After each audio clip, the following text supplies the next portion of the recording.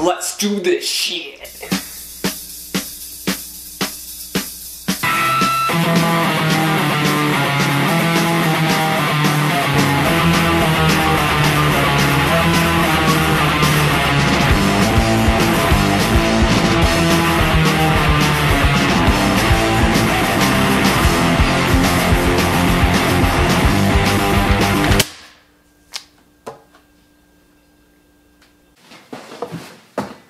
Welcome to Fuck Recipes, the show where we'll generally guarantee 3 things every week.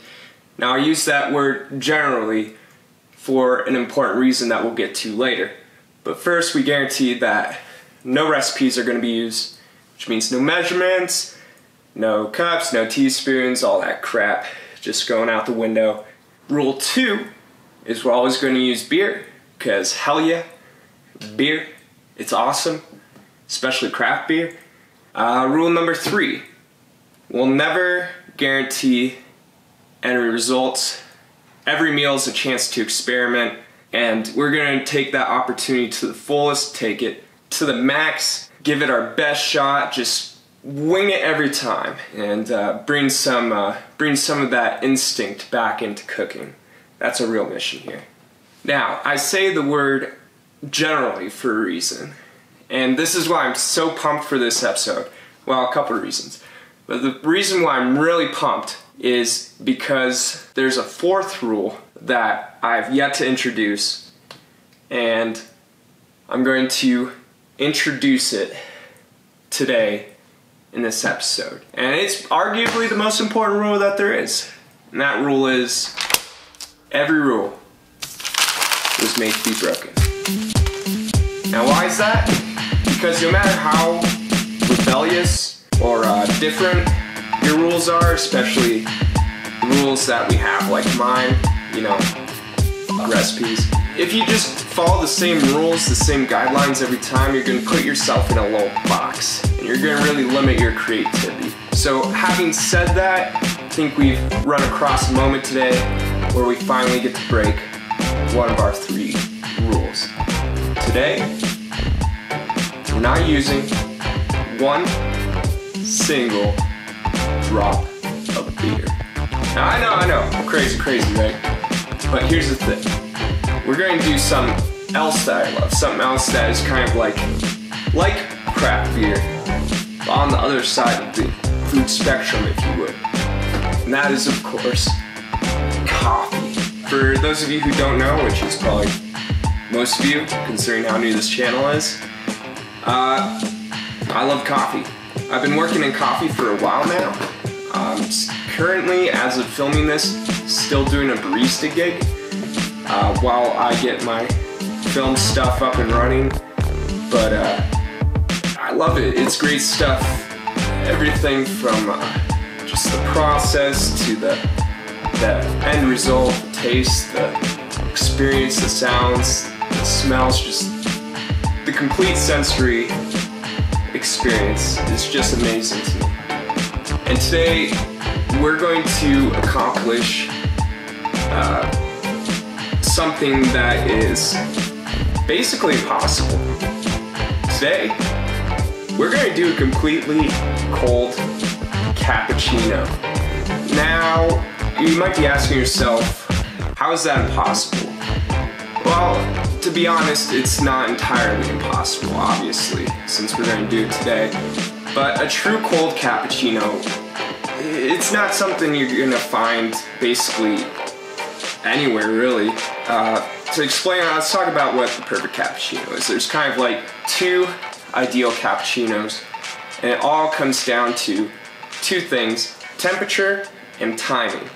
So the first cappuccino is kind of like just an extra foamy latte, where the espresso is poured into the foam and it's inseparable, kind of like just a super velvety, foamy latte. And how you do that is you get out cold pitcher for your milk, pour in some milk there, just like 1/4 of the way, bring it up as quickly as you can, and just pour it in as quickly as you can with those shots that you probably already pulled. The second way is the way I first learned it, and the way I kind of stick to even to this day. It's a little bit more traditional in a sense. The idea is that This technique maximizes the thickness of the foam, so the viscosity. Like when you're done here, you should be able to hold your foam upside down with a spoon, and it should be sticking to the top of the spoon. And how you get that is, again, you pull out cold pitcher, pour the whey with milk, but you don't pull your shots first. You save that for after you've steamed your milk, which gives it a chance to settle and really thicken up. And then you put your shots in the cup, pour a little bit of warm milk in there, top it off with that nice thick foam. We're going to do an interpretation each of these, and we're going to have to work a little bit and get a little creative to overcome these hurdles, so to speak. Okay, so the first hurdle we have to overcome is warm espresso. Cappuccino's always done with espresso, and you can throw that on ice, but it's going to make it really watery and you aren't going to get the real cappuccino experience. So in order to make a espresso proxy, I guess you could call it, what we're going to do is we're going to do a cold brew. But the problem with cold brew is that it'll hit all of the super dark notes, the chocolatiness, the bitter sweetness, but not nearly as much of the acidity or just straight up bitterness. Also, it's gonna, if you just do a normal cold brew, the flavors aren't gonna pop as much, essentially. To overcome that, first thing we're gonna do is we're gonna use some of this delicious espresso I got from work. Oh my god, it's so amazing. It's just some of the best espresso I've tasted in my life. And what that is going to do is it's going to add that characteristic espresso smokiness to the flavor. The second thing we're going to do is, instead of just doing a super coarse grind, as you normally would do with cold brew, we're actually going to do a variance of different grinds.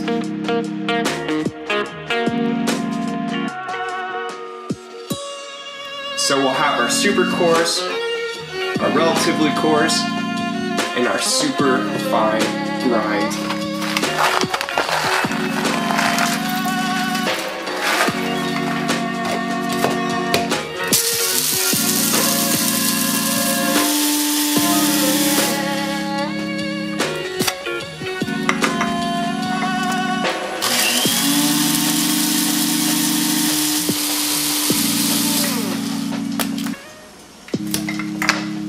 Or at least somewhat fine grind. And what that's going to do is it's going to bring out a certain variance in the flavor we experience in this little cold brew batch we're doing.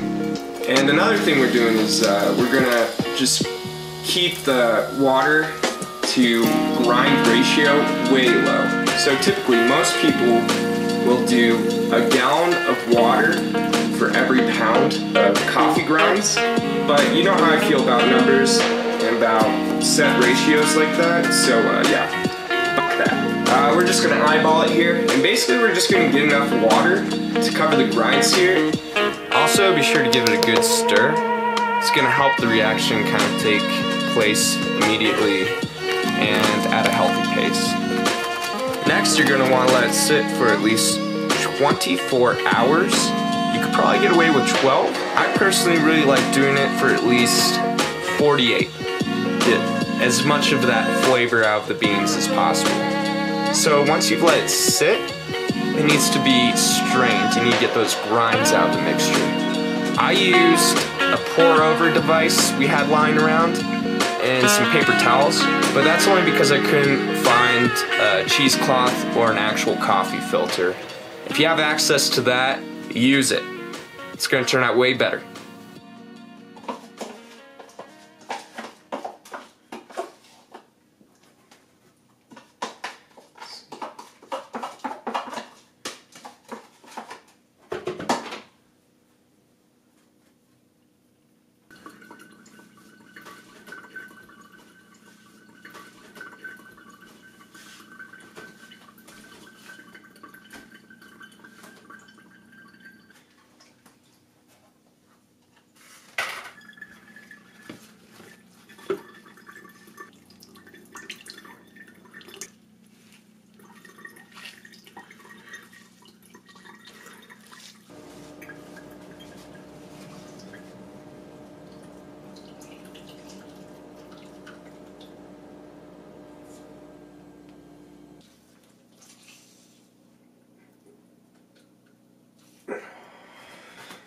Again, unlike a lot of other places, we're not going to cut it with water. That way we get the full caffeination, the full espresso experience as best we can, as well as some of that cold brew flavor. The next hurdle that we're going to overcome here is the milk, and this is the hardest one. Usually for cappuccinos, you have to use the steam wand, you have to use heat. Otherwise, you're not going to get that foam. Now, I have a way of overcoming that. It's a bit of a secret weapon I've been stashing away for a while, but I like to call it the jerk-off whisk. Hey you! Yeah you! You got things you need to whisk in the kitchen? You also really want to jerk off in the kitchen? Well then you need the jerk-off whisk. All you do is jerk it off and it whisks things. Jerk off some soup. Jerk off some potatoes. Jerk off some milk. Jerk off with a neighbor. Jerk off with a stranger. Jerk off with a strange neighbor. Now in 3 models. The Chode. The I'm a grower, not a shower. And the Black Mamba. Order now.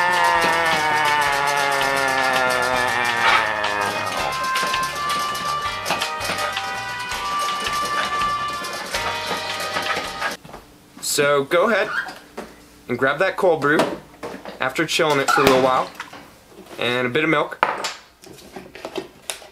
Pour it into a container. And essentially all we have to do is jerk it off, and look at that. Perfect foam. And it's cold. We didn't have to heat it up even a single degree, Celsius or Fahrenheit, or even fucking Kelvin. That's just how awesome it is. So for our first cappuccino, we're going to do the shots on top. So go ahead, pour in some foam, and then just put your cold brew on top. It's going to condense some of the milk for you. For the second one, we're going to try and preserve the texture of our foam. So we're doing more of a dry cappuccino style. So what we'll do is we'll pour in some cold brew, add a little milk, and top it off with foam. Alrighty guys, we got our 2 Chilluccinos, or Cappuccinos, Chillacappos? Let's go with Chilluccino. We've got the one with the shots on top right here, the one with the shots on bottom, and just looking at them right now, I can already kind of tell that this one, the shots on top one, definitely has better integration. This one just looks a little chunky and funky. That's alright, we're gonna work with it. Here goes nothing. Salute. You can definitely taste the chocolatey flavors coming through from the cold brew, which is good. I love chocolate. Foam, yeah, light and airy, relatively viscous, kind of like what you'd expect in a normal cappuccino. Overall, it's a good mixture. I'm getting a little bit of the espresso smokiness too, which is good.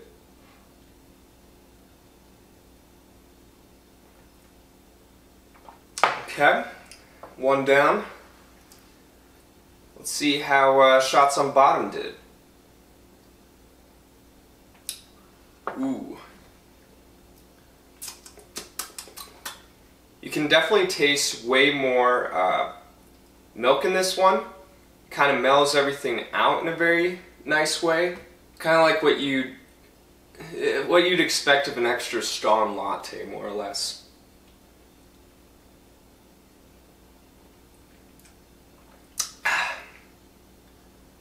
Foam's not bad either. One thing I am noticing about this cold foam is that it's dissipating rather quickly. Perhaps a better way to avoid that would be by chilling the glass or the container that you make the foam in.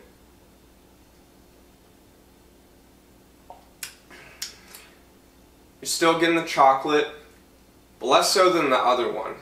This one's got more like a traditional, more traditional espresso flavor. It's nice. As for which one I prefer more,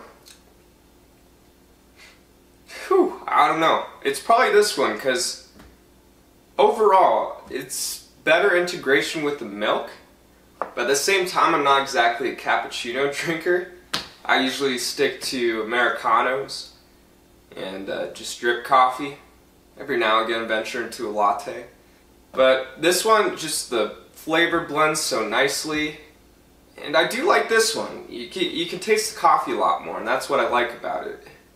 This one's a toss-up. It's a preference thing for sure.